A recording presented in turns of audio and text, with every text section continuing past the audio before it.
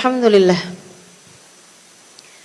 Wassalatu wassalamu ala Rasulillah Muhammad ibn Abdillah wa ala alihi wa sahbihi wa man walah. Subhanaka la ilma lana illa ma 'allamtana innaka antal alimul hakim. Rabbi shrah li sadri wa yassir li amri wahlul 'uqdatan min lisani yafqahu qawli. Amma ba'du. Para syarifah, para ibu nyai, pimpinan pondok pesantren, pimpinan majelis ta'lim, para ustadzah, kita doakan semoga selalu dalam limpahan rahmat ridha Allah Subhanahu wa taala, dalam lindungan dan bimbingan Allah Subhanahu wa taala, serta tentu saja semua yang hadir di majelis ini, baik ibu-ibu, kakak-kakak, adik-adik, anak-anak, yang semoga semuanya dirahmati Allah, disayang Allah, dibahagiakan Allah, disayang Rasulullah, disyafaati Rasulullah Sayyidina Muhammad sallallahu alaihi wasallam insyaallah. Amin ya rabbal alamin. Saudaraku sekalian yang saya muliakan, menjadi wanita yang mulia. Tentu saja yang dimaksudkan di sini adalah kemuliaan dunia dan akhirat. Sebab kalau kemuliaan di dunia saja itu tentu saja sifatnya sangat-sangat terbatas. Yang kita cari adalah kemuliaan untuk hidup kita di dunia dan membawa kemuliaan untuk hidup kita di akhirat nanti, insya Allah. Bicara tentang wanita yang mulia, kita kembali kepada sejarah, fakta sejarah. Kita ini sebagai wanita ini dimuliakan dengan Islam, dimuliakan oleh Allah Subhanahu wa taala dengan Nabi besar Muhammad sallallahu alaihi wa ala alihi wasallam. Karena sebelumnya kita nih jadi perempuan nih dianggap sebagai bangsa nomor sekian. Bahkan bukan bangsa nomor 2 ya, tapi bangsa nomor sekian gitu. Kayaknya bahkan lebih berharga, lebih berhargaan kambing gitu, lebih berhargaan unta, lebih berhargaan kendaraan, rumah, harta yang lain dibandingkan dengan perempuan. Bahkan Allah menceritakan sebuah fakta sejarah bahwasanya mereka itu suka menguburkan bayi perempuan mereka hidup-hidup. Kata Allah, a'udzu billahi minasyaitonir rajim, idza busyira bil untha dhalla wajhuhu muswaddan wa huwa kadhim yatawara minal qaumi min su'i ma busyira bih. Apabila diberi kabar gembira, ini Allah pakainya kata-kata busyir, mau memberitahu bahwa anak laki, anak perempuan semuanya sama-sama aja. Kehadiran mereka merupakan kabar gembira untuk orang tuanya, untuk keluarga besarnya.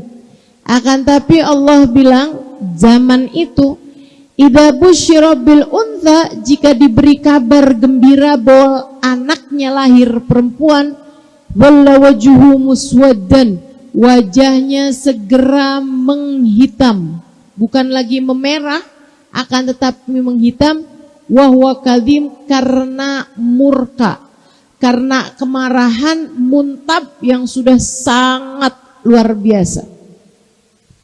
Yatawara minal qaum, ngumpet-ngumpet dari kaumnya.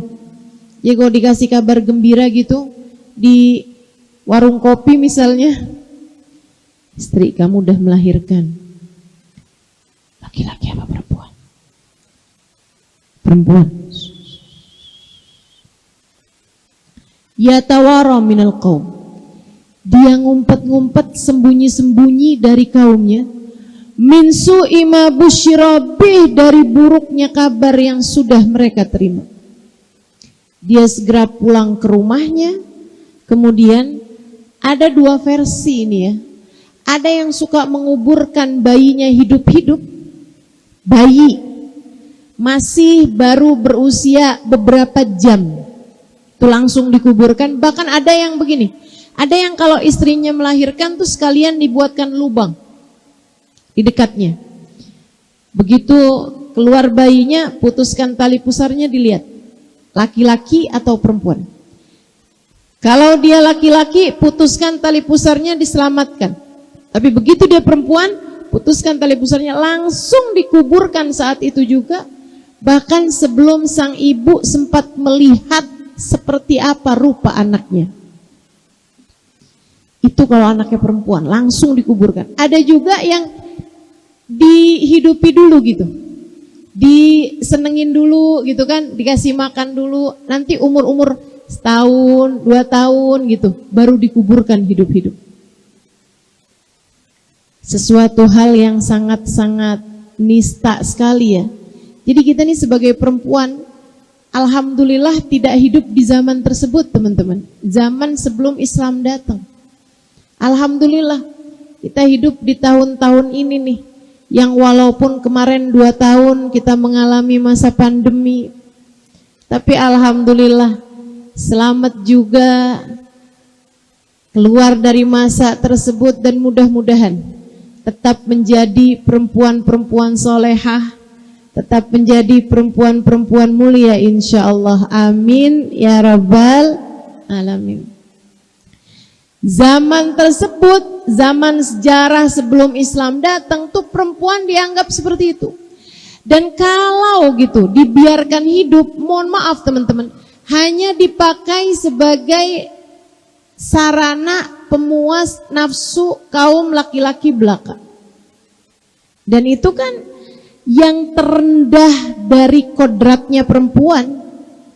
Mohon maaf, menurut saya menjadi perempuan seksi yang dieksploitas kecantikannya, keseksiannya, itu adalah menjadi bagian terendah dari kodrat sebagai seorang perempuan. Gak begitu caramu hidup seharusnya. Itu orang jahiliyah tuh yang seperti itu keadaannya. Bahkan diriwayatkan mereka itu kalaupun sampai menikah, salah satu cara menikahnya, ini ya, salah satu cara menikahnya, jadi kalau ada perempuan yang sudah sampai usia nikah, dipasangkan bendera di atas rumahnya oleh bapaknya. Jadi laki-laki di sekitar situ, mereka akan lihat kalau ada bendera di atas rumah seseorang, oh berarti itu ada perempuan yang boleh dinikah. Itu nanti tiap malam ngantri bapak-bapaknya, kaum laki-lakinya. Malam hari ini sama Pak Iwan, maaf ya yang punya suami namanya Iwan, besok sama Pak Budi gitu ya, besoknya lagi sama siapa, besoknya lagi sama siapa, terus seperti itu. Digilir teman-teman sampai hamil atau sampai menstruasi. Kalau sampai menstruasi ya nanti boleh digilir lagi gitu sesudah selesai masa menstruasi. Kalau dia hamil ditungguin nanti pas lahir milik bapak yang mana, dikawinkan sama bapak yang dianggap paling mirip sama anaknya ini. Alhamdulillah kita tidak hidup di zaman tersebut teman-teman. Inna lillahi wa inna ilaihi raji'un. Kalaupun nikah, itu statusnya dalam pernikahan tuh tidak ada kesetaraan. Tidak ada hubungan antara suami istri saling sayang, saling cinta, tidak ada. Yang ada itu adalah istri yang mengurusi semua urusan-urusan rumah tangga, tidak boleh bercakap-cakap dengan suami, nggak boleh ngobrol sama suami, apalagi tertawa bersama dengan suami. Bahkan saya pernah dengar katanya di zaman tersebut itu kalau ada istri ketawa di depan suaminya sampai kelihatan giginya, suaminya tuh boleh buat cabut gigi istrinya. Saya begitu bacanya, begitu dengernya, alhamdulillah saya nggak hidup di zaman itu. Kalau saya hidup di zaman itu, ompong saya.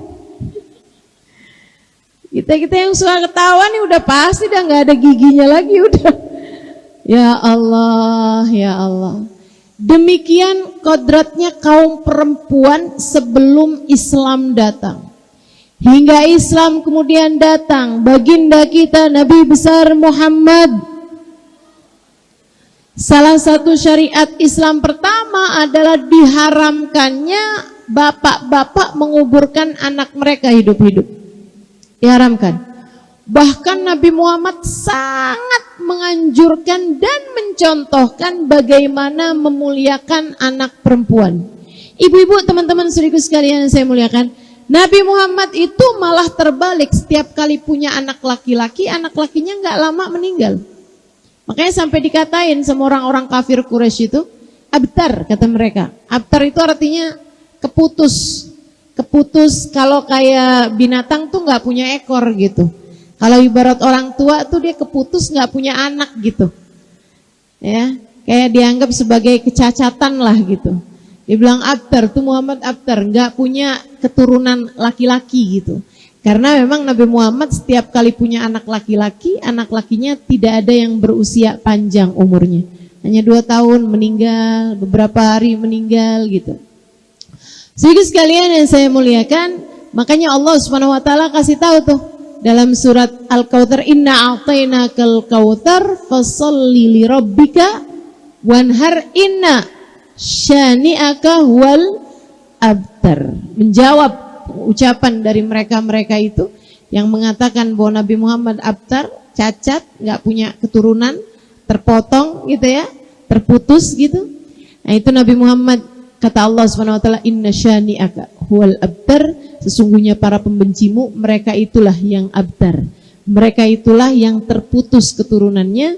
Sementara Nabi Muhammad alaihissalam keturunannya akan terus memanjang. Para habaib, para syaraif, keturunan Nabi kita Muhammad alaihissalam akan terus ada hingga bumi ini mendekati hari kiamat. Jadi malahan keberadaannya para habaib dan keberadaannya para syaraif ini menunjukkan bahwa kiamat masih agak lamaan lah. Insyaallah nih adik-adik jomblo sempat nikah. Ibu-ibu yang pada punya anak nih insyaallah sempat ngawinin anak-anaknya. Gitu ya. Insyaallah sempat punya cucu, Bu. Insyaallah belum kiamat dulu. Karena memang keberadaan para habaib dan syaraif ini memang menunjukkan bahwa bumi masih akan berputar. Demikian yang Allah Subhanahu wa taala sampaikan salah satunya di ayat yang tadi telah saya sebutkan itu, bahwa keturunan Nabi Muhammad alaihissalam masih akan terus memanjang. Teman-teman saudaraku sekalian yang saya muliakan, ini jadi perempuan nih. Islam datang memuliakan. Nabi Muhammad pernah mengatakan dalam salah satu hadisnya, Nabi Muhammad di masjid di Madinah ini ya, sudah masa Madinah, Nabi Muhammad berkata kepada mereka, "Man kanat lahu thalas jawari, kanat lahu itqun minan nar." Kata Nabi, siapa di antara kalian yang memiliki 3 anak perempuan? 3 anak perempuan, ketiganya dididik, dibesarkan, dicintai, disayangi. Ketiganya diasuh dengan asuhan yang baik, dengan pendidikan yang bagus. Anak perempuannya diajari baca tulis hingga dapat membaca Al-Quran, hingga dapat beribadah dengan benar, hingga dapat memahami ilmu-ilmu agama dengan baik. Disekolahkan yang benar, yang bagus. Kata Nabi Muhammad, kanat lahu itqun minan nar. Anak-anak perempuan tersebut akan menjadi penghalang orang tuanya dari api neraka. Nabi menjanjikan, kalian kalau punya anak perempuan, kalian didik, kalian besarkan dengan baik, anak-anak perempuanmu akan menjadi sebab kemuliaan hidupmu di akhirat nanti, sebab mereka akan menjadi penghalangmu dari api neraka. Jadi anak-anak perempuan itu adalah tameng-tameng orang tuanya, penghalang orang tuanya dari api neraka. Anak perempuan bidadari-bidadari yang kelak akan menggandeng tangan orang tuanya menuju surga. Dari Nabi Muhammad bicara seperti itu, kaum laki-laki kalau istrinya melahirkan, mereka akan tanya juga gitu, istri saya yang melahirkan laki apa perempuan? Kok dibilang laki-laki? Alhamdulillah. Anakmu perempuan, alhamdulillah. jadi penghalang saya dari api neraka. Mereka berbahagia dengan kelahiran anak perempuan. Anak perempuan menjadi anak yang mulia dengan Islam. Kita jadi orang mulia karena Islam, karena Allah Subhanahu wa taala memuliakan kita. Teman-teman saudaraku sekalian yang saya muliakan, dan kemudian nih ketika sudah menjadi seorang perempuan yang dewasa, mulai belajar, mulai mengerti berbagai macam hal, ibadahnya sudah bagus misalnya gitu, sampai kemudian dia menikah. Ketika dia menikah, perempuannya memang sama Allah Subhanahu wa taala dibikin nggak pernah jauh-jauh dari surga sebenarnya.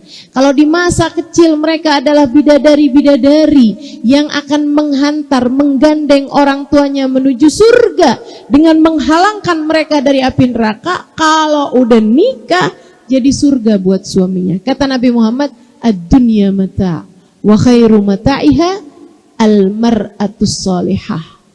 Dunia ada kesenangannya, dunia ada surganya, dan sesurga-surganya dunia. Kesenangan terindah di dunia ini adalah istri yang soleha. Kamu jadi bagian dari surga. Kamu jadi bagian dari kesenangan bagi muka bumi ini ketika kamu berhasil menjadi seorang istri yang soleha. Ustazah, terus taunya kita sudah jadi istri solehah atau belum solehah, bagaimana Ustazah? Itu tadi yang saya sebutkan ya. Istri yang solehah itu adalah kesenangan terindah, adalah sekeping surga di bumi. Coba masing-masing silahkan lihat aja. Suami saya kalau sedang bersama dengan saya merasa kayak lagi ada di surga atau jadi mirip kayak ada di neraka. Kalau kamu adalah istri yang solehah, suamimu betah karena orang tuh kalau di surga nggak ada yang kepengen keluar. Tapi kalau begitu istrinya keluar, suaminya yang yes, istri saya nggak ada di rumah. Ini berarti belum solehah sekali nih ya. Belum solehah. Mudah-mudahan Allah jadikan kita istri yang solehah. Yang amin kenapa yang belum nikah nih ya? Yang jadi istri di sini semoga menjadi istri yang solehah. Yang belum menikah juga mudah-mudahan nantinya dijadikan istri yang solehah. Teman-teman saudaraku sekalian yang saya muliakan, nih kalau pas saya bilang yang belum menikah semoga jadi istri yang nantinya jadi istri yang solehah, yang bilang amin, janda umur 60 tahun. Udahlah Bu, kalau udah janda umur segitu nggak usah nikah lagi ya Bu ya.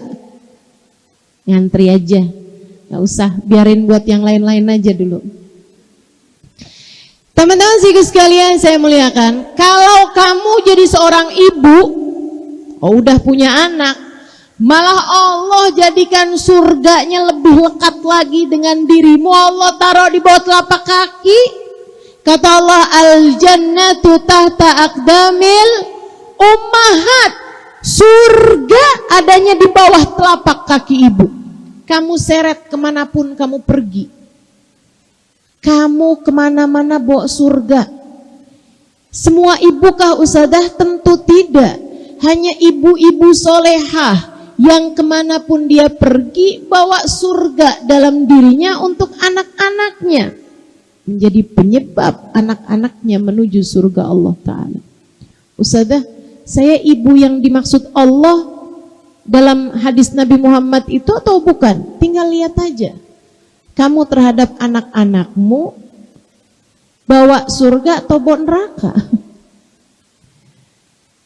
Nah, kalau sedang bersama denganmu anak-anak merasa seperti berada dalam surga atau na'udzubillah min dzalik. Nggak betah deket sama mama. Kenapa gitu? Ngomel mulu, marah mulu. Mama kamu kalau ngajakin sholat gimana bilangnya? Nak yuk kita sholat yuk ya, biar kita bisa masuk surga. Atau sholat kamu nggak sholat neraka. Yang mana satu nih? Ingat ya, ibu-ibu yang kalau ngomong suka bobo neraka mulu, ingat. Nabi Muhammad ini kaum perempuan tinggi sekali derajatnya. Katanya baginda Nabi Muhammad alaihissalam, al-mar'atu imadul bilad. Aida saluhat saluhatil bilad wa ida fasadat fasadatil bilad. Perempuan ini tiangnya negara. Perempuan tiangnya negara. Kalau perempuannya baik, baik seluruh negaranya. Kalau perempuannya rusak, rusak seluruh negaranya. Jadi teman-teman sekalian, ini nilainya satu daerah ini di mata Allah Subhanahu wa taala tergantung dari perempuan-perempuannya. Nilainya. Lihat siapanya nih di mata Allah. Allah ngelihatnya bagaimana perempuan-perempuan di negara tersebut. Perempuannya baik, baik pula lah negeri tersebut. Perempuannya rusak, rusak pula lah negeri tersebut. Dan dalam skala yang paling kecil rumah tanggamu. Nilainya tergantung dari bagaimana dirimu sebagai perempuan di dalam rumah tangga tersebut. Maka jangan suka nyalah-nyalahin yang lain-lain. Ya gimana mau bener rumah tangga? Tuh, suami saya aja kayak gitu modelnya. Ya dia kayak begitu orangnya. Dia tuh ustazah enggak kayak Nabi Muhammad. Bagaimana mungkin saya jadi seperti Sayyidah Khadijah? Bu, suamimu enggak Fir'aun amat. Fir'aun aja loh segitunya. Istrinya Asia adalah seorang istri yang solehah. Luar biasa kan. Jadi jangan nyalah-nyalahin. Ntar suaminya juga bilang kayak begitu. Ya gimana saya mau jadi kayak Nabi Muhammad, orang kamu gak kayak Sayyidah Khadijah? Ya Allah, gak gitu. Perubahannya itu dimulai dari tiang, Bu. Orang tuh kalau mau bangun rumah, yang pertama kali dibangun tiang. Tiangnya duluan sebelum bangun tembok. Tembok tuh nyandarnya sama tiang. Sebelum bangun pintu, sebelum bangun atap, tuh yang pertama kali dibangun adalah tiang-tiang. Ini orang jangankan bangun rumah, bangun tenda. Yang dibangun pertama duluan menurutmu apanya? Tiang. Tiangnya duluan, baru dipasangin atap, baru dipasangin ini aksesorisnya nih, merah kuning ini ya. Nah itu baru dipasangin belakangan gitu. Demikian pula dalam rumah tanggamu. Kalau mau dibenahi, yang pertama kali harus dibenahi adalah tiangnya. Siapa tiang dalam rumah tanggamu? Dirimu sebagai kaum perempuan di dalamnya. Kalau perempuannya soleha, nanti suaminya bakalan soleh. Kalau perempuannya soleha, nanti anak-anaknya bakalan soleh-soleha. Percaya saya. Saya punya ibunda guru saya namanya Hubabah Zahra. Guru saya namanya Habib Umar bin Hafid. Mudah-mudahan diakui saya sebagai murid beliau. Di kota Tarim, Hadramaut, Yaman. Kita doakan semoga beliau panjang umur, sehat afiat, kita atillah insyaallah. Teman-teman sekalian saya muliakan, Hubabah Zahra, anaknya semuanya tuh anak-anak yang soleh-solehah semuanya. Semuanya, anaknya Masya Allah semuanya. Bahkan yang laki-laki pertama dan laki-laki terakhir. Yang laki-laki pertama namanya Habib Ali Masyhur. Nah ini baru wafat 2 tahunan yang lalu, di masa pandemi itu beliau wafat. Itu teman-teman saudara sekalian Mufti Tarim. Mufti itu yang menjawab permasalahan umat yang ada di kota Tarim itu semua beliau yang menjawabnya. Semua permasalahan umat tuh lari ke meja beliau, beliau yang membahasnya, beliau yang menjawabnya. Namanya Habib Ali Masyhur, alaih ridwanullah. Dan anaknya yang paling kecil, laki-laki yang paling kecil, Habib Umar bin Hafid, ini adalah seorang ulama yang banyak mengubah dunia ya. Dianggap sebagai salah satu tokoh paling berpengaruh di dunia. Tokoh Islam paling berpengaruh di dunia. Salah satunya adalah beliau ini teman-teman sekalian. Habib Umar bin Muhammad bin Salim bin Hafid. Ada salah satu dari kawan saya tanya sama Hubabah Zahra gitu. Kata Hubabah, dia bilang, Hubabah gimana sih biar anak saya jadi anak yang soleh, soleha gitu Hubabah. Kayak Hubabah gitu anak-anaknya Masya Allah semua, gimana nih Hubabah caranya? Bapak Zahra sambil senyum. Saya sampai nggak tahu muka beliau kalau nggak senyum. Luar biasa ya. Perempuan mulia memang lain urusannya. Senyumnya tuh udah bukan lagi senyum karena habis dapat transferan. Misalnya gitu. Habis dapat hadiah apa gitu dari suaminya, mau diajakin jalan-jalan gitu kan. Nggak gitu lagi. Tapi senyumnya adalah karena dia pernah mendengar Nabi Muhammad mengatakan, ibtisamak ala wajhi akhikal mu'min sadaqah. Senyummu di wajah seorang muslim, seorang muslimah, jika dia laki-laki terhadap seorang muslim, jika dia perempuan terhadap seorang muslimah, itu punya nilai sedekah di mata Allah Subhanahu wa taala. Karenanya kemudian beliau tuh setiap ketemu orang perempuan gitu, kalau ketemu laki-laki yang bukan mahramnya ya beliau akan tutup muka ya. Ini beliau memang tidak berjumpa dengan laki-laki yang bukan mahramnya. Nah, kalau beliau ketemu sama perempuan yang bukan berjumpa dengan perempuan atau berjumpa dengan laki-laki yang mahram beliau, maksudnya keluarganya gitu kan, saudara-saudaranya, selalu aja tersenyum karena mengingat bahwa senyum kita punya nilai sedekah di mata Allah. Sampai saya nggak tahu mukanya kalau lagi nggak senyum tuh kayak gimana gitu. Dari selalu tersenyum wajah beliau. Teman-teman saya sekalian, beliau senyum gitu. Kemudian bilang, nah, kamu kalau kepengen anak kamu soleh, solehah, gampang. Gimana Hubaba? Kamunya aja yang solehah. Kalau kamu soleha, kamu punya nilai di mata Allah, kamu mulia di mata Allah, doa-doamu mustajab, maka anak-anakmu akan menjadi anak-anak yang soleh-soleha. Gitu kata beliau. Gampang banget tuh. Kamu pengen punya anak seperti apa? Saya Ustazah pengen punya anak yang pinter. Pinter tuh maksudnya yang kayak gimana? Yang bisa nyebarin agama, yang bisa bermanfaat buat orang lain. Yang bisa bermanfaat buat orang lain. Oh, gampang. Gimana caranya?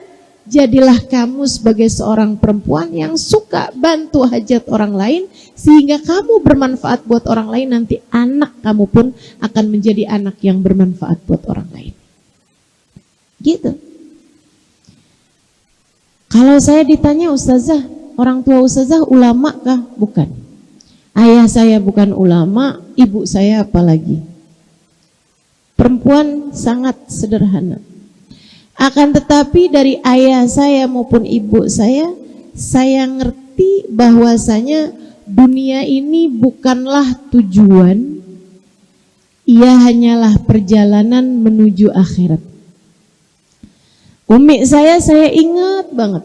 Saya ingat banget, sekarang sudah meninggal dunia ya. Teman-teman saya sekalian, saya ingat hari itu saya masih kecil, masih usia kelas 5 SD mungkin atau kelas 6 SD gitu. Ya biar kayak begini saya pernah kecil juga loh ini. Hari itu Pak Bupati lagi menikahkan anaknya dan bikin pesta yang cukup meriah. Anaknya itu diarak gitu, termasuk juga depan rumah kami memang rumahnya di pinggir jalan, itu juga arak-arakannya itu sampai ke situ juga gitu, pakai drum band. Saya nggak ngerti ya kenapa kok waktu itu ada hal-hal seperti itu gitu. Jadi saya pun juga nonton gitu, saya sama umi saya itu juga nonton, liatin gitu. Terus habis itu kami pun masuk ke dapur, masuk ke rumah maksudnya. Terus di dapur tuh saya ingat perbincangan antara saya sama umi saya. Saya bilang, Mi, rame ya Mi ya, pestanya ya Mi ya. Saya bilang, Umi doain Mi, biar Ima, saya Halimah namanya, saya suka bahasain bahasa panggilan kecil Ima. Saya bilang, Mi doain ya Mi, biar Ima kaya. Nanti kalau Ima kaya, Ima bisa bikinin Umi pesta yang besar. Umi saya bilang, Umi gak suka rame-rame nak. Kalau gitu Mi doain biar saya bisa kaya, jadi saya bisa bangunin buat Umi rumah yang besar. Umi saya bilang, rumah besar bersih-bersihnya capek. Iya juga sih.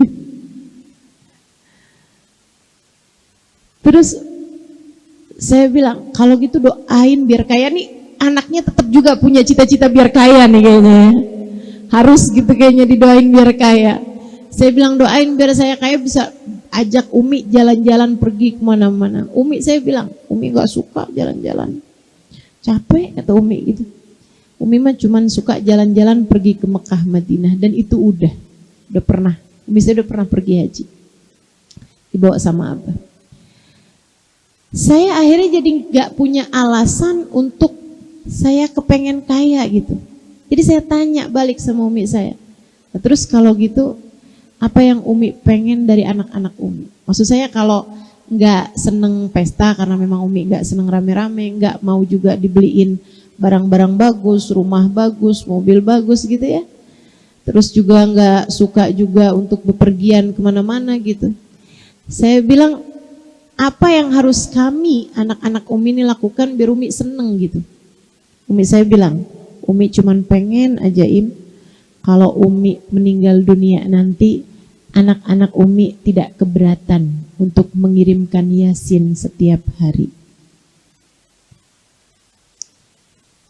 Dari saat itu sampai saat ini, saya mengerti bahwasanya hidup ini bukan hanya urusan dunia. Hidup ini sebentar aja. Kalau kita menghadiahi orang tua kita dengan rumah bagus misalnya, mereka hanya akan tinggali berapa tahun? 3, 4, 5, 10, 20 tahun. Kalau kita bisa ajak orang-orang tua kita misalnya pergi jalan-jalan kemana gitu. Kita menyenangkan mereka hanya pada saat itu aja. Akan tetapi yang dicari sama Umi saya adalah kesenangan yang jauh lebih panjang. Yaitu kesenangan untuk saat beliau telah berada di dalam alam barzahnya. Dan saya yakin Umi saya tidak pernah menyesal ketika memberikan kriteria bahwa kesenangan beliau adalah ketika beliau mendapati anak-anaknya mengirimkan bacaan entah itu surat Yasin ataupun kebaikan-kebaikan lainnya yang diniatkan untuk Umi saya di dalam alam kuburnya. Ibu-ibu saudaraku sekalian saya muliakan, para ibu, kamu sedang menanam kepada anak-anakmu. Menanam apa? Menanam pemikiran-pemikiran yang akan menjadi bekal mereka dalam berkehidupan. Kalau kamu suka bilang, ganti bajunya nak, jelek kamu nak kalau pakai baju yang itu. Misalnya, kamu sedang menanamkan faham dalam anak-anakmu bahwasanya kecantikan mereka adalah sesuatu hal yang sangat penting bagi kehidupan mereka di dunia ini. Nah, ganti bajunya, kita mau pergi kondangan, mama malu kalau kamu bajunya jelek. Kamu sedang menanamkan faham dalam diri anak-anakmu bahwasanya kalau mereka pakai baju yang jelek, kamu malu. Bahwa kemuliaanmu ada pada pakaian yang dipakai oleh anak-anakmu, dan itu akan lahir pemikiran dalam hati anak-anakmu bahwasanya pakaian yang bagus dapat memuliakan mereka, pakaian yang jelek membuat mereka hina hidupnya. Hati-hati sama pemikiran-pemikiran yang selama ini kamu masukkan dalam hati anak-anakmu, teman-teman saudaraku sekalian. Abah saya seorang yang cinta Al-Quran, dan itu juga melahirkan pemahaman dalam diri saya sejak saya kecil untuk gimana caranya biar saya bisa ngerti Al-Quran. Beliau itu sangat sering pengen tahu gitu, ini ayat artinya apa, ini ayat artinya apa, dan suka menunjukkan kekaguman. Kalau habis dengar tadi ada ustadz ceramah di masjid, wah bagus banget gitu. Dia menjelaskan tentang satu ayat dalam Al-Quran secara terperinci. Kelihatan gitu, mukanya tuh sangat senang sekali gitu. Sehingga saya pada masa saya kecil, saya berpikir bahwa kalau saya ingin menyenangkan ayah saya harus jadi orang yang bisa mengerti artinya Al-Quran. Dan itu yang membuat saya senang belajar. Sebab terpatri dalam pikiran saya bahwa kalau saya ingin menyenangkan orang tua saya harus menjadi seorang muslimah yang faham terhadap ilmu agama, dan nanti kalau orang tua saya sampai tidak ada di atas muka bumi ini, saya harus menjadi orang-orang yang dapat selalu mengalirkan pahala ke dalam kubur orang tua saya. Ibu-ibu saudaraku sekalian yang saya muliakan, nah ini Hubabah Zahra melahirkan anak-anak yang begitu soleh-soleha. Kenapa? Kata beliau, kalau kamu ingin anak-anakmu soleh-soleha, kamunya sebagai ibu harus soleha. Sebab kamu tiangnya. Anakmu bersandar padamu, Bu. Anakmu bersandar padamu. Sebagai tiang kamu gak harus cantik. Tiang itu jarang-jarang kok dihias-hiasi gitu. Malahan kita kalau masuk rumah suka gak ketahuan tiangnya ada di mana aja. Tiang gak harus cantik ibu-ibu saudaraku sekalian, akan tetapi tiang harus kuat. Sebagai perempuan kamu harus jadi perempuan yang kuat. Sebagai perempuan kamu harus jadi perempuan yang kuat. Oh gitu Ustazah, kalau gitu saya latihan karate. Perempuan harus kuat. Saya kuat Ustazah. Selama ini saya kalau ngangkat galon saya. Suami saya nggak kuat angkat galon, saya yang angkat. Saya yang gantiin listrik. Kalau listriknya mati, saya yang kerjain semuanya Ustazah dalam rumah. Bukan itu yang saya maksudkan. Kuat itu bukan seperti itu ibu-ibu sekalian. Lantas gimana maksudnya perempuan yang kuat? Perempuan yang kuat hatinya. Sehingga kekuatan hati itu akan mampu ia sebarkan kepada suaminya, kepada anak-anaknya. Kuat hatinya. Seperti Sayyidah Khadijatul Kubra. Teman-teman saudariku sekalian yang saya muliakan, Sayyidah Khadijah itu adalah seorang perempuan, salah satu dari perempuan yang paling kuat yang pernah saya lihat, yang pernah saya dengar ceritanya di atas muka bumi ini. Teman-teman saudariku sekalian yang saya muliakan, kuat apanya beliau? Kuat secara hatinya, kuat terhadap rasanya. Saudariku sekalian yang saya muliakan, lihat bagaimana kekuatan Sayyidah Khadijah.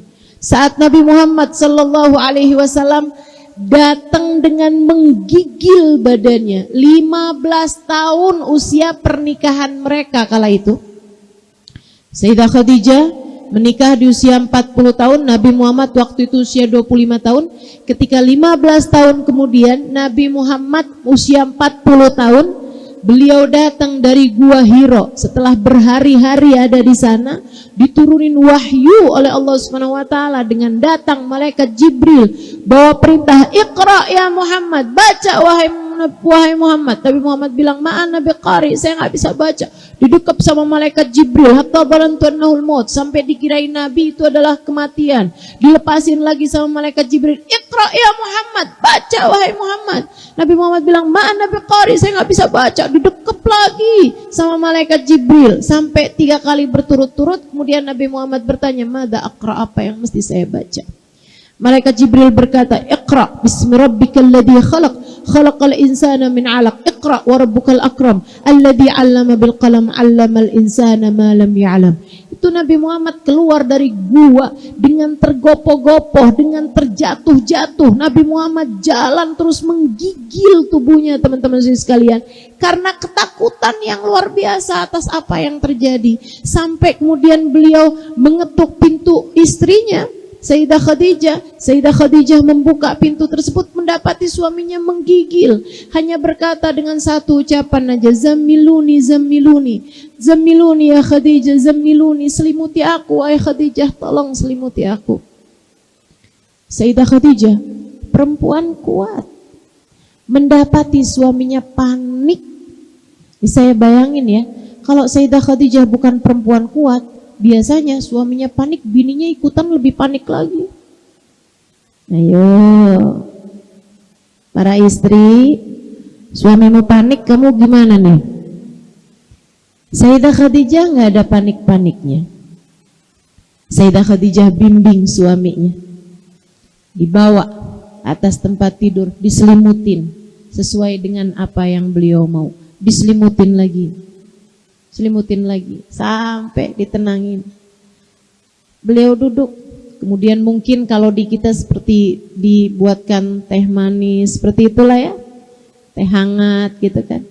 Kemudian duduk di sampingnya, gak ada nanya, gak ada tanya, kenapa sih Muhammad kamu segitu ketakutannya? Gak ada, tungguin aja sampai suaminya cerita sendiri. Tadi Khadijah waktu saya di gua, tadi saya didatangi seorang, dia sangat putih bajunya, sangat hitam rambutnya, tapi saya nggak kenal sama dia Khadijah. Dia bilang Iqra ya Muhammad, saya bilang ma ana biqari, saya nggak bisa baca, duduk kap saya Khadijah. Diceritain sama Nabi Muhammad alaihissalam. Sayyidah Khadijah dengerin aja. Nih istri yang kuat tuh yang seperti itu tuh. Suaminya curhat, nggak kemudian ditimpalin dengan keadaan yang lebih mengenaskan lagi gitu. Segitu aja kamu curhat, kamu tuh nggak tahu, saya tuh juga sering kayak gitu. Nggak gitu, didengerin dengan baik. Teman-teman saya sekalian, saatmu menjadi telinga, jadilah telinga yang baik buat suamimu. Kasih dua-dua telinga itu kepadanya. Jangan cuma dengerin dengan setengah telinga, dengan satu telinga misalnya gitu ya. Habis itu kemudian gak lama dari suami cerita udah kedengeran suara dengkurannya. Istri mana tuh yang begitu? Kalau dibilangin saya tadi malam masih cerita kamu udah tinggal tidur aja. Ya saya kan cuma ngikutin apa yang kamu kerjain. Selama ini kalau saya cerita juga kamu tinggal tidur. Kok suami istri isinya cuman membalas saja. Ya Allah, ya Allah. Masa urusannya cuman balas dendam terus-terusan antara suami sama istri. Lihat bagaimana keluarga baginda Nabi besar Muhammad sallallahu alaihi wasallam. Saat Nabi Muhammad cerita, ditungguin, didengerin sampai selesai. Habis selesai, Sayyidah Khadijah nanya gini nih, saya nggak tambahin, nggak kurangin dari teks asli ceritanya, kisahnya, ucapan-ucapan Sayyidah Khadijah. Sayyidah Khadijah nanya begini nih, wa ma tahsyah ya Muhammad, dan apa yang kamu takutkan wahai Nabi Muhammad, wahai Muhammad, belum jadi Nabi ya. Amin mesin ya musuh, kamu takut ada kayak setan, jin gangguin kamu, kekuatan sihir gitu. Zaman itu banyak sihir-sihir ya. Apa itu yang kamu takutkan? Kamu kayak disantet, kamu kayak dijahatin, atau ada kekuatan supranatural gitu yang gangguin kamu, ada makhluk apa tuh namanya? Makhluk mistis gitu gangguin kamu, seperti itu ay Muhammad kamu takut? Nabi Muhammad mengangguk. Teman-teman saudara sekalian saya muliakan, kemudian Sayyidah Khadijah menjawab, Innallaha la yukhzika abada. Wahai Muhammad, kamu harus tahu Tuhanmu tidak akan pernah menyusahkanmu. Tuhanmu gak akan bikin kamu susah wahai Muhammad. Innaka latasilur rahim wa innaka latuqrid dhaif wa innaka latakilul aitam. Orang sepertimu tidak akan pernah dikecewakan oleh Tuhan wahai Muhammad, sebab kamu adalah seorang yang selalu menyambung hubungan kekerabatan. Kamu adalah seorang yang selalu menjamu tamu. Kamu adalah seorang yang selalu menyantuni anak yatim. Orang sepertimu wahai Muhammad akan selalu disayang oleh Tuhan. Kurang lebih seperti itu teman-teman saya sekalian, kalau diartikan dalam bahasa Indonesia. Tuhanmu tidak akan pernah mengecewakanmu. Sehingga sekalian saya muliakan, ini ucapannya Sayyidah Khadijah oleh para ulama ahli sejarah kayak semacam ditulis dengan tinta emas gitu. Kenapa gitu? Ini perempuan sangat kuat sekali, ia tahu bahwa dalam keadaan-keadaan tertentu suaminya itu perlu untuk dikuatkan. Saat lemah, suami perlu dikuatkan. Kalau kamu sedang perlu menguatkan, sebutkan kebaikan-kebaikannya suamimu.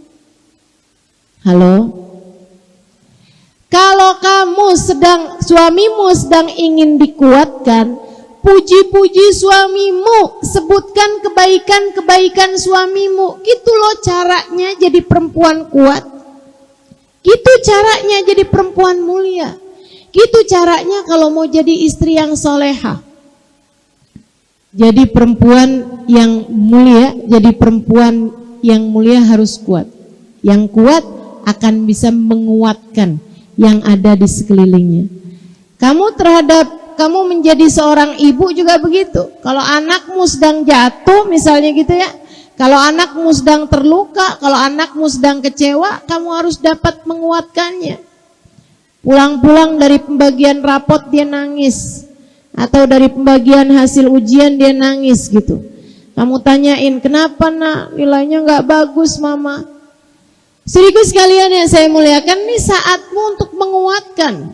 Kamu jangan bilang yang kamu emang dasar, makanya belajar tuh yang benar, kamu main aja sih kerjaannya. Main terus, makanya kalau mama lagi tegur kamu tuh, jangan suka ngomel-ngomel, ini nih sebabnya nih yang mama takutkan nih, kamu nilainya jelek, kan malu kalau kayak begitu. Mama aja jadinya malu nih kalau ketemu sama ibu-ibu di kompleks sana.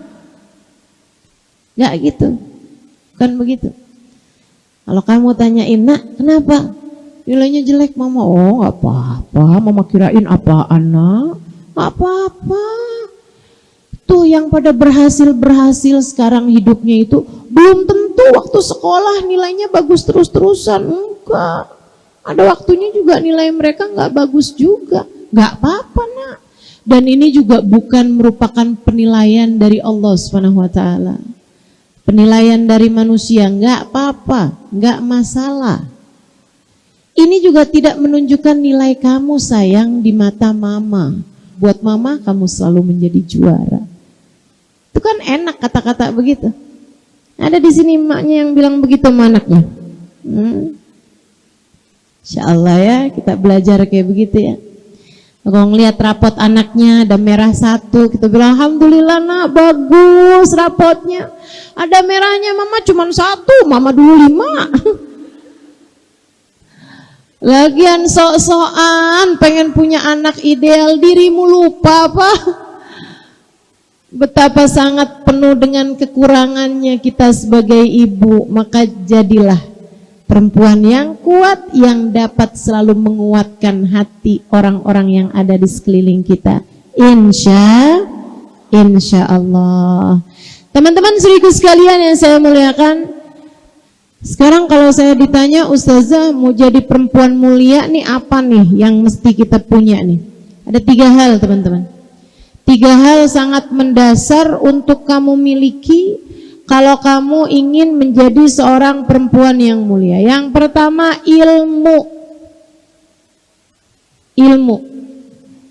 Kamu harus belajar, kamu harus berguru, kamu harus banyak mendengarkan. Dan alhamdulillah zaman sekarang ini sarananya sudah begitu mudah. Buka YouTube bisa, ya kan begitu ya? Saya aja banyak tuh dakwahnya di YouTube. Buka Instagram ada gitu. Tinggal kamu pilih aja, mau lihat orang joget-joget di TikTok atau mau mendengarkan kajian-kajian yang membawa kemuliaan, yang membawa diri kamu naik kelasnya menjadi mulia di mata Allah. Sebab katanya Nabi Muhammad alaihi salatu wassalam, man aradallahu bihi khaira yufaqihu fiddin. Orang yang dikehendaki baik oleh Allah, calon-calon penghuni surga, Allah pasti akan beri kepadanya kemudahan untuk mempelajari agama. Bahkan Nabi Muhammad menyampaikan ketika beliau Isra dan Mi'raj, ra'aitu lailata an usriya bi anna aktsar ahlin nar minan nisa. Malam saya di Isra Mi'raj kan, saya lihat ternyata kebanyakan penghuni neraka adalah dari orang-orang miskin. Para sahabat nanya, aminal mal ya Rasulullah, adakah mereka miskin harta wahai Rasulullah? Nabi Muhammad menjawab, la bal minal ilim, tidak, akan tetapi mereka miskin ilmu. Jangan jadi orang tidak mulia atau jangan jadi orang hina dengan tidak berilmu, tidak memiliki ilmunya. Kamu harus belajar caranya sholat yang benar bagaimana, belajar makna-maknanya sholat, belajar bagaimana arti dari apa yang kamu baca selama ini dalam sholat-sholat kamu. Pelajari teman-teman sekalian, apa yang bisa bikin hatimu jadi kuat, apa yang bisa membuatmu hatinya jadi indah.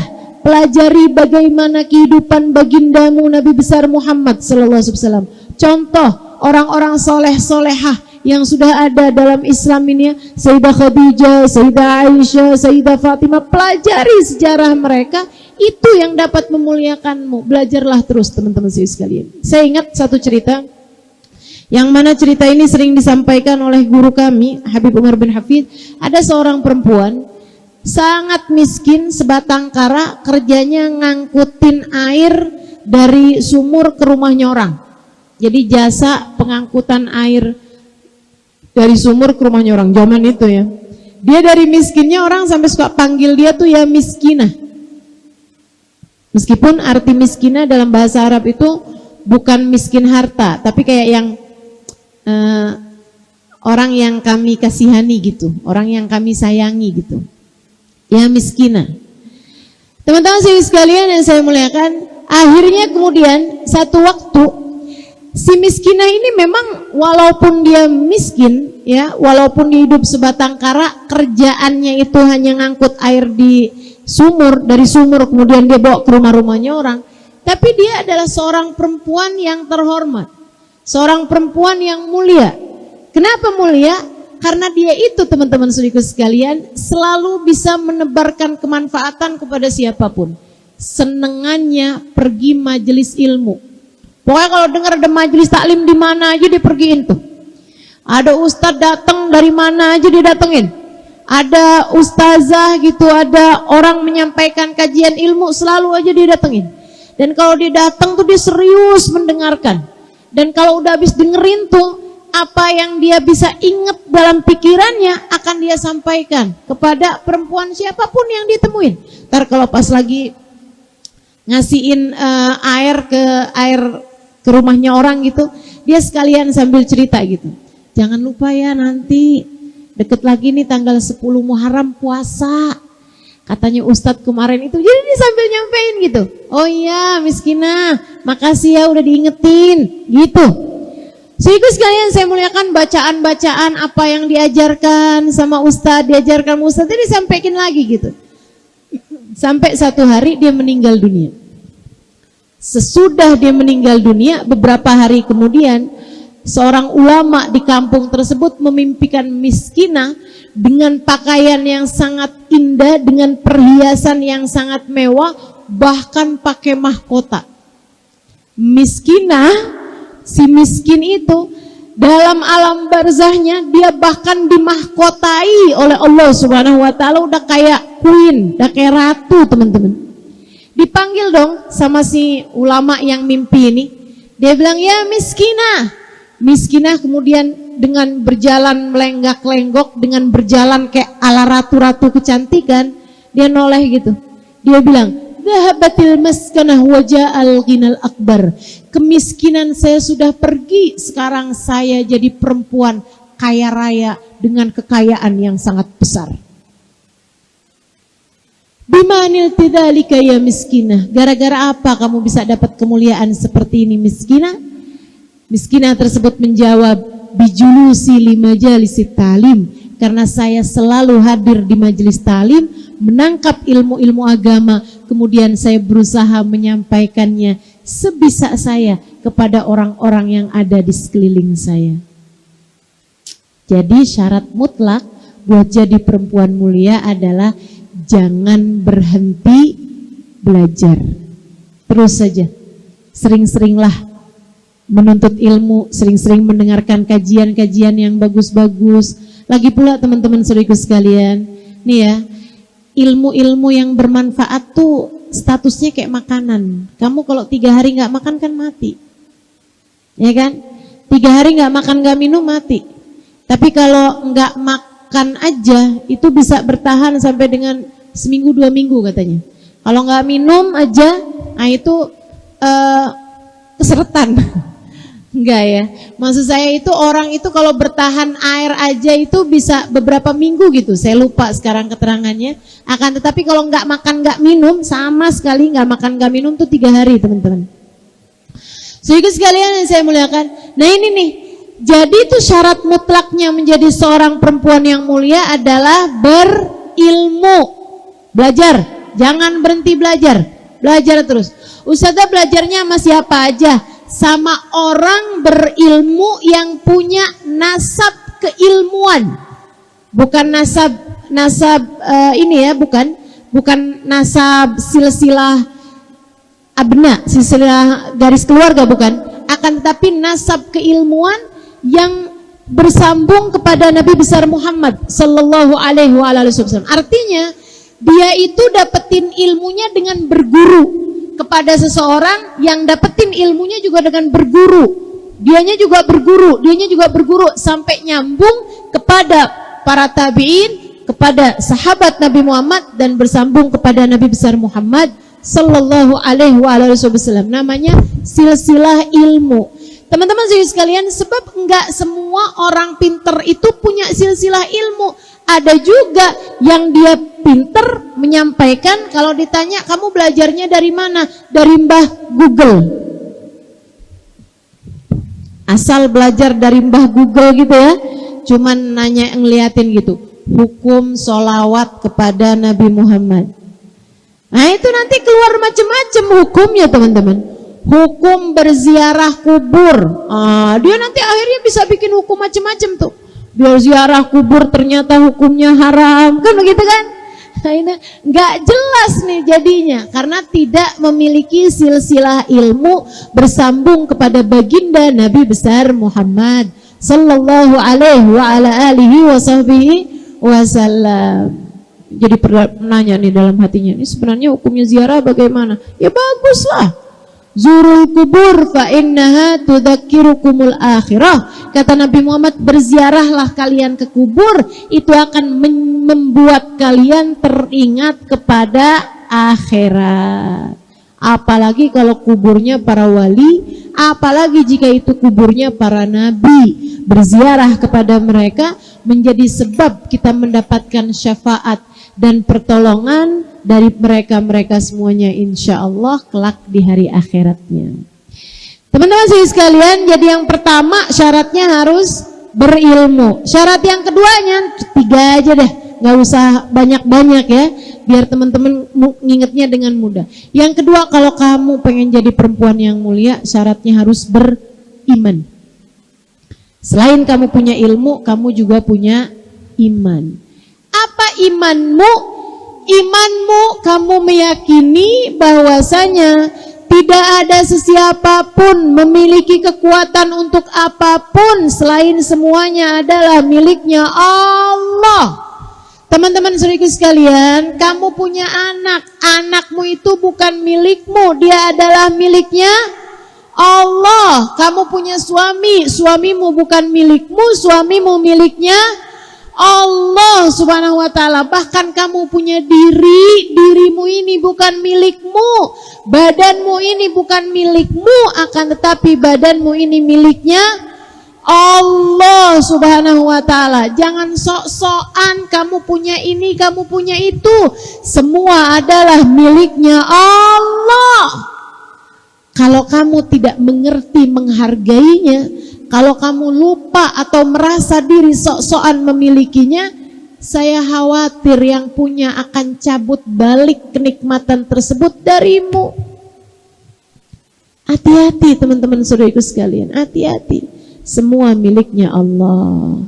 Anak kamu punyanya Allah, suami kamu punyanya Allah, harta kamu punyanya Allah, rumah kamu punyanya Allah, tas yang kamu pakai punyanya Allah, badanmu punyanya Allah, kesehatanmu punyanya Allah, semuanya miliknya Allah subhanahu wa ta'ala. Jangan sombong punya harta, jangan sombong punya tahta, jangan sombong punya rupa yang cantik. Jangan, teman-teman saudaraku sekalian, Allah dengan mudah bisa menghilangkannya darimu. Bahkan jangan sombong punya ilmu, Allah dengan mudah dapat mencabutnya darimu. Saya nih yang paling berilmu nih, yang lain-lain apa? Gak pada tahu. Berapa banyak hadis yang kamu hafal? Berapa banyak ayat Al-Quran yang kamu hafal? Teman-teman saudaraku sekalian, ingatanmu, hafalanmu dengan sangat mudah Allah kalau mau hilangin begitu aja. Bahkan ibadahmu, jangan sombong.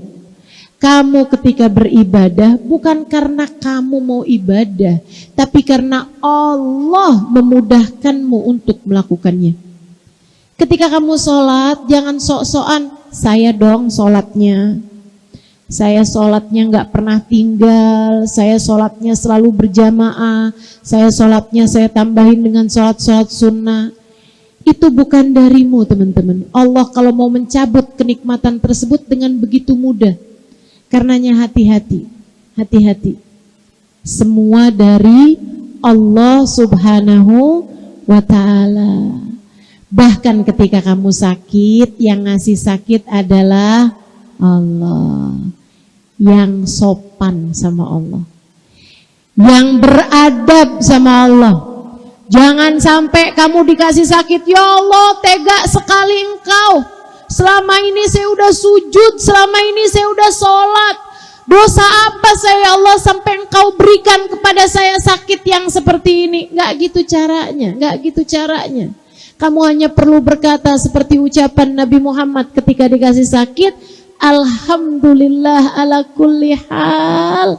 Terima kasih ya Allah atas keadaan apapun yang kau tempatkan aku. Sakit ini adalah menghapuskan dosa-dosaku. Ya Allah, maka jadikan sakitku ini penggugur atas dosa-dosaku. Begitu. Insya Allah. Ayo, punya iman yang kuat. Punya iman yang kuat. Kalau suaminya bilang, maaf ya, hari ini rezekinya gak banyak. Oh gak apa-apa sayang, tenang aja. Yang punya rezeki bukan kamu, yang ngatur rezeki bukan kita. Semuanya dari Allah, gak jadi masalah. Gak usah khawatir. Gitu kan enak. Betul gak? Teman-teman sekalian saya muliakan, imanmu. Ini saya sebenarnya kepengen cerita, cuman waktunya sudah semakin sempit, jadi saya akan lanjutkan aja kepada yang ketiganya. Sekalian saya muliakan, yang terakhirnya, yang ketiganya, yang mesti kamu punya, selain yang pertama tadi apa? Yang kedua apa? Yang ketiga, yang terakhir yang kamu punya untuk menjadikan kamu perempuan mulia adalah bersihnya hati. Kamu kalau pengen jadi perempuan yang mulia, hatimu bersihkan. Hatimu bersihkan. Bersihkan dari apa? Dari segala kebencian, dari segala penyakit hati seperti iri, dengki, hasut, dari segala kesombongan, dari merasa diri sesiapa. Jangan teman-teman, kamu gak jadi perempuan mulia kalau begitu caranya. Kamu ingin jadi perempuan yang mulia, maka baguskanlah hatimu, bersihkanlah hatimu. Setiap kali merasa diri sesiapa, ingatkan diri, kamu bukan sesiapa. Nilai kita belum ketahuan, mulia hinanya kita bukan sekarang nilainya, bukan sekarang ketahuannya. Dan juga jangan suka menilai-nilai orang lain. Setiap kali hatimu mulai tuh, saya nih yang terbaik. Atau setiap kali hatimu berkata, wah si ibu itu tuh kayaknya pantasnya masuk neraka dah. Si itu tuh suka ganti-ganti laki-laki itu. Saya pernah lihat dia diantrinya ganti-ganti. Teman-teman saudaraku sekalian, kita di atas muka bumi ini masih sama-sama sebagai yang diuji. Pengujinya satu, namanya Allah. Kita ini sama-sama sedang dilihat, sedang diuji nih. Ini pertandingannya masih berjalan. Jangan kesibukan ngeliat-ngeliat peserta yang lain. Masih lagi pertandingan, ada jurinya. Urusan menilai peserta-peserta yang lain itu urusannya juri, bukan urusanmu.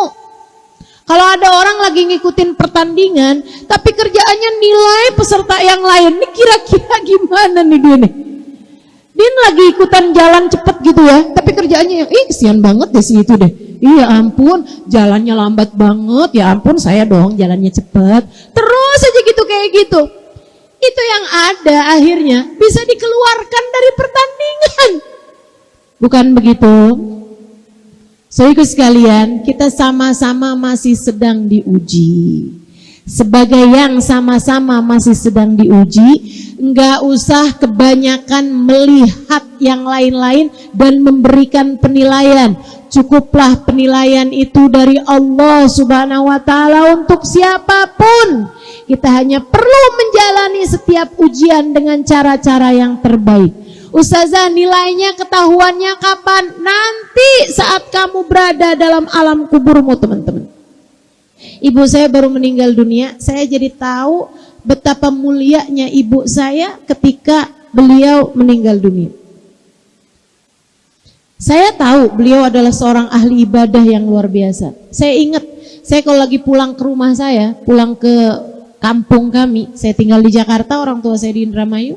Saya kalau pulang ke kampung itu, saya suka tidurnya malam, karena memang saya biasanya terbiasa tidurnya agak cukup larut malam gitu. Kecuali kalau lagi perjalanan seperti ini, saya mengusahakan untuk tidur lebih awal. Itu saya kalau tidurnya malam itu, saya kalau misalnya tidur gitu ya, jam 12:30, itu saya akan dengerin suara di dapur gitu. Dapur tuh udah mulai hidup gitu kan, jam 12:30. Suara umi saya yang mulai bangun untuk ibadah malam, sementara saya bahkan belum tidur. Beliau tahajud, di dapur bikin minuman dulu gitu. Kadang juga siapkan minuman buat ayah saya. Kemudian beliau sibuk dengan tahajudnya. Kalau udah tahajud tuh air matanya berlelehan gitu. Insya Allah luar biasa sekali. Saya ingat umi saya suka baca Al-Quran. Tapi di akhir-akhir hidupnya itu kayak 5 tahun yang lalu mata umi saya, ini saya akhirnya jadi cerita ini ya. Gak apa-apa ya, boleh ya. Umi saya itu 5 tahun sebelum meninggal dunia, matanya mulai berkurang penglihatannya. Terus umi saya tuh bilang, ya ampun Im, umi kalau ngelihat kaca nih suka gak kelihatan muka umi kayak gimana gitu. Umi juga suka gak ngelihat, maaf ya nak ya gitu. Suka mulai gak kelihatan gitu. Terus umi saya bilang, umi sedih banget, umi sekarang udah gak bisa baca Quran karena gak bisa kelihatan gitu. Akhirnya saya bilang sama umi saya, Mi, mata umi ini hanya katarak, saya bilang. Ini Mi, umi operasi sebentaran 10 menit mata umi bisa lihat lagi. Tapi kan namanya orang tua ya takut gitu sama operasi itu kan kayak ada di meja operasi gitu, dibelah-belah, di gitu-gitulah. Umi saya takut gitu. Jadi akhirnya umi saya tuh nunda. Sampai akhirnya kami tuh dorong umi biar mau operasi dengan cara orang-orang yang sudah selesai dioperasi dan berhasil biar ketemu sama umi saya gitu, ngobrol gitu, biar umi saya bisa tanya-tanya gitu. Itu setiap kali yang ditanya sama umi saya tuh, umi saya ngomongnya kayak begini nih, udah operasinya? Udah Mi, alhamdulillah, udah bisa baca Quran, udah bisa baca Quran lagi. Iya Mi, alhamdulillah Mi, baca Quran jadi terang. Oh, mulai tuh umi saya tuh kepengen tuh. Ada satu orang ditanya sama umi saya, udah operasi? Udah Mi, alhamdulillah. Udah bisa baca Quran? Saya memang gak bisa baca Quran Mi. Dia ternyata memang gak bisa baca Quran gitu. Seumur hidupnya gak pernah belajar ngaji, jadinya memang gak bisa baca Quran. Umi saya nanya gini nih, nah terus ngapain dioperasi? Sampai adik saya cubit umi, karena maksudnya kan pertanyaannya gak pantas ya. Umi saya terus cerita sama saya, karena saya waktu itu gak ada. Kata umi gini, ada orang mau-maunya dioperasi, padahal dia gak bisa baca Quran. Ngapain ya nak dia dioperasi matanya? Kayak menurut umi saya tuh matamu itu perlu buat lihat biar bisa lihat Al-Quran. Ngapain kamu punya mata terang-terang begitu kalau bukan buat baca Al-Quran gitu. Teman-teman sekalian yang saya muliakan, tahajud iya, sholat berjamaah gak pernah tinggal. Bahkan umi saya itu kalau sholatnya di masjid gitu kan, kalau pulang terus saya bilang, Umi udah sholat, udah nak di masjid. Ya ampun Mi, saya gak ada temennya nih buat sholat. Ya udah Umi sholat lagi deh, temenin kamu deh. Saya bilang kan Umi udah sholat. Ya nggak apa-apa, mungkin Umi sholatnya yang dulu-dulu ada yang nggak rapi gitu, mungkin ada sholatnya yang nggak sah mungkin. Jadi Umi sholat lagi aja sama kamu. Itu Umi saya pada udah mulai sakit. Umi saya udah sholatnya di atas di kursi itu beliau tetap aja setiap kali kami sholat berjamaah gitu Umi mau sholat lagi. Padahal beliau udah mengerjakan sholat. Dari senengnya sama sholat berjamaah dan dari senengnya beliau sama sholat. Teman-teman sekalian saya muliakan. Dan kalau urusan sedekah tuh ngasih sama orang lain, kami nih anak-anaknya sampai adik saya tuh sampai suka bilang gitu sama saya gitu, Kak, kalau ada barang mahal-mahal jangan kasih Umi, Kak. Saya bilang, Mang, kenapa? Itu sebentaran aja, Kak, sama Umi sehari 2 hari. Habis itu Umi juga bakalan kasih. Ntar yang dikasih tuh mending siapa gitu, keponakan apa siapa gitu. Yang dikasih tuh pengemis lah dikasih sama dia. Dikasih tas yang ada mereknya gitu.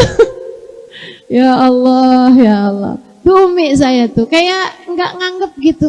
Hartanya itu semuanya ya dikasih-kasihin aja. Subhanallah teman-teman sekalian.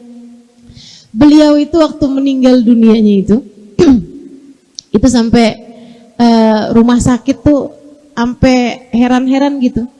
Kamar yang Umi saya sempat hanya beberapa jam ada di rumah sakit tuh, dokternya sampai bilang, kenapa ya? Apa memang Nabi Muhammad itu wangi gitu? Kenapa memangnya Pak Dokter? Dokternya cerita sama abah saya, dia bilang kamar yang bekas Umi dirawat, itu semuanya jadi wangi, bahkan sarung tangan yang buat pegang Umi sebelum Umi meninggal, semuanya jadi wangi semua baunya. Teman-teman sekalian, karena Umi saya itu cintanya sama Nabi Muhammad luar biasa.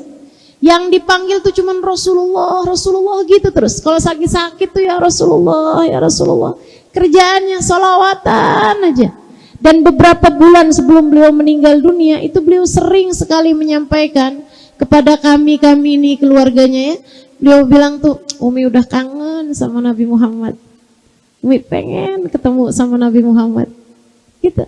Sampai bolak-balik berulang kali nanya sama saya, karena saya anaknya dan ustazah gitu ya. Umi saya nanya gini, kalau Umi meninggal dunia bisa nggak ketemu Rasulullah? Saya bilang, Mi, kalau Umi besar cintanya sama Nabi Muhammad, Umi bakalan jumpa sama Rasulullah. Alhamdulillah, doain ya nak ya, gitu.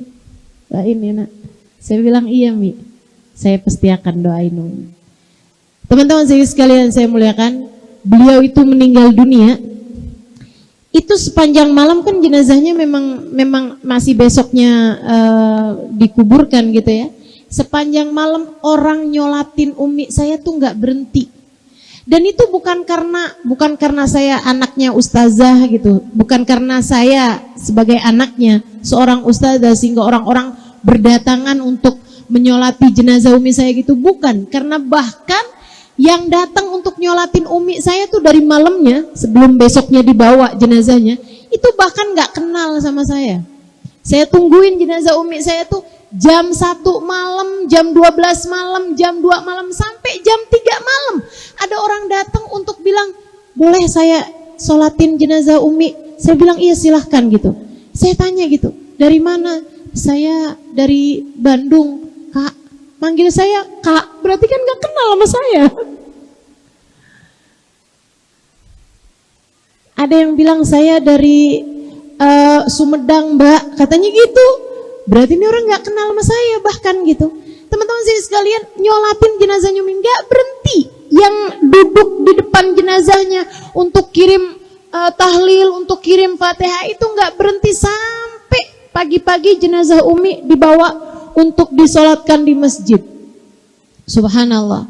Dan itu orang sedekah sedekah, orang kirim makanan, gak berhenti sampai kami bisa menjamu semua orang-orang yang datang untuk bertakziah. Saudara sekalian yang saya muliakan, dan itu subhanallah, subhanallah. Kalau teman-teman mau lihat itu ada di YouTube juga itu ya. Apa gitu keterangannya, memoir apa-apa gitu dari umi saya waktu meninggal dunia. Itu jenazahnya dibawa dari masjid ke tempat dikuburkan, jenazahnya tuh seperti lari gitu. Sampai yang ikut menguburkan jenazah umi saya itu sampai harus lari-lari buat ngikutin jenazah. Sampai saya penasaran, berulang kali saya lihat itu, ini mungkin umi saya dibawa naik mobil atau gimana gitu. Apa dibawa gerobak, didorong apa gimana gitu. Padahal enggak, ditandu, tapi tuh lari-lari gitu jenazahnya. Sampai abang saya tuh cerita, saya sampai harus naik motor buat biar bisa di depan agar saya itu bisa naroin jenazah umi gitu di dalam kuburnya gitu. Dia bilang saya sampai harus muter karena rombongan jenazah ini sangat banyak sekali, sekitar 1 kilometer yang nganterin jenazah umi saya, orang-orangnya itu. Dia bilang saya sampai harus muter naik motor, dan itu nggak keburu juga, umi saya jenazahnya udah terlebih dahulu nyampe di tempat tersebut.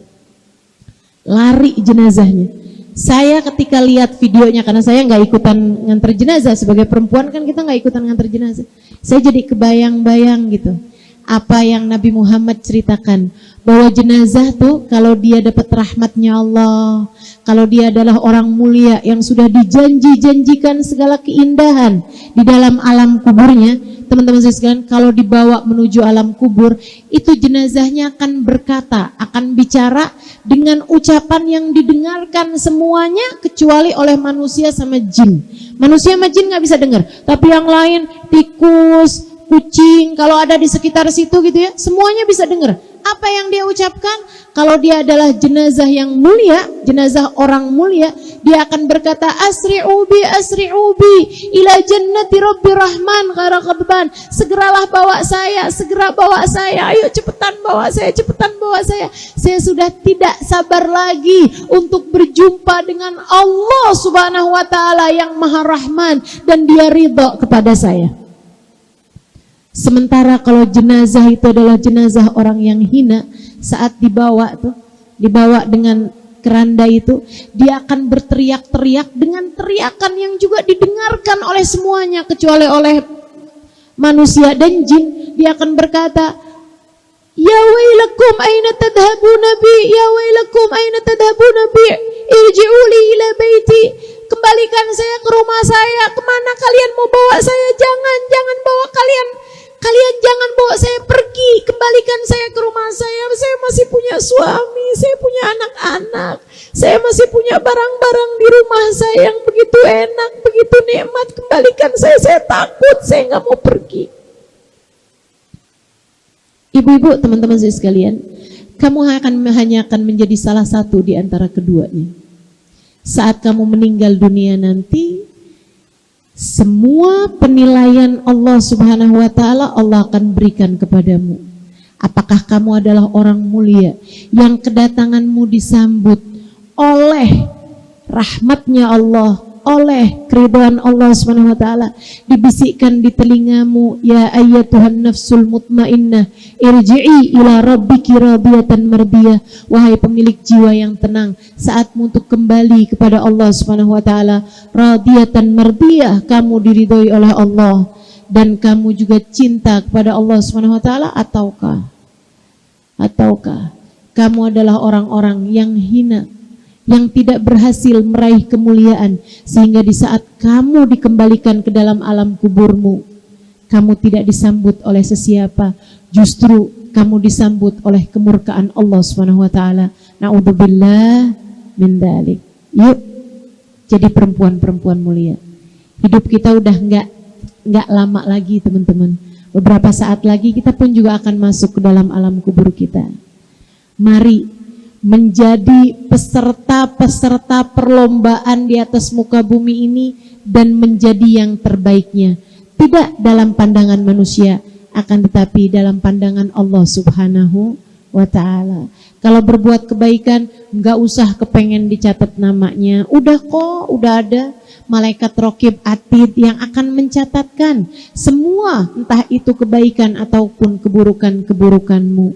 Nggak usah seneng banget sih update di status, nikmat hari ini berbuka puasa dengan keluarga.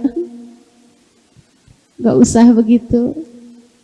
Nggak usah yang update status di jam 2 malam indahnya tahajud.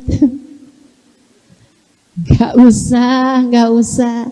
Biarkan Allah menilaimu. Jika bahkan andai orang di atas muka bumi ini tidak menganggapmu seseorang, jika kamu mulia di mata Allah, kamu akan tetap menjadi seseorang yang mulia dan bahagia hidupnya dunia hingga akhiratmu.